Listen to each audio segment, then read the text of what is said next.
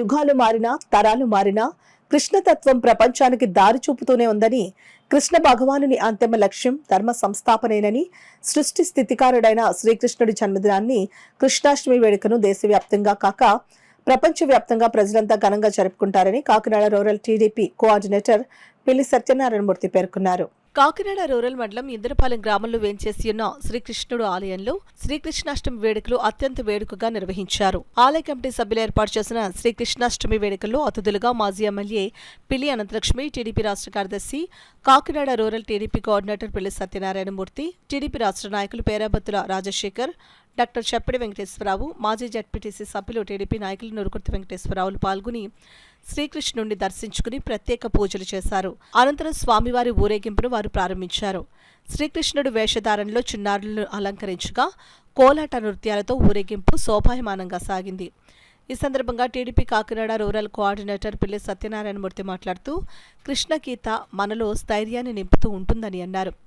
ప్రజలందరికీ శ్రీకృష్ణ జన్మాష్టమి శుభాకాంక్షలు తెలిపి ప్రజలందరికీ ఆయురారోగ్యాలు, అష్టైశ్వర్యాలు చేకూరాలని ఆకాంక్షించారు.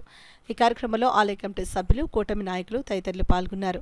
శ్రీకృష్ణ జన్మాష్టమి కృష్ణాష్టమి వేడుకలు ఈ కాకినాడ రూరల్లో వాకలపూడి, వలసపాకల, ఇంద్రపాలెం, స్వామినగర్, కొవ్వాడ గ్రామాల్లో ప్రతి సంవత్సరం క్రమం తప్పకుండా ఆనందోత్సాహాలతో పూజా కార్యక్రమం నిర్వహించి ఆ దేవదేవుణ్ణి ఉపయోగిస్తూ మరి అన్నదాన కార్యక్రమాలు చేస్తూ ముందుకెళ్తాం. ప్రత్యేకి ఆ భగవంతుడి యొక్క ఆశీస్సులతో ఈ పరిసర గ్రామ ప్రజానీకాన్ని అందరూ కూడా అష్టైశ్వర్యాలు, ఆరోగ్యాలతో ఉండాలని దీవించాలని, సకల సౌకర్యాలు కుటుంబంలో అన్ని విధాలుగా కూడా కలిసి వచ్చి 3 పూలు 6 కాయలుగా వాళ్ళ జీవితాలు ఉండాలని ప్రజల్ని కూడా దించాలని ఆ శ్రీకృష్ణ పరమాత్మని కోరుకుంటూ ఒక సంవత్సరం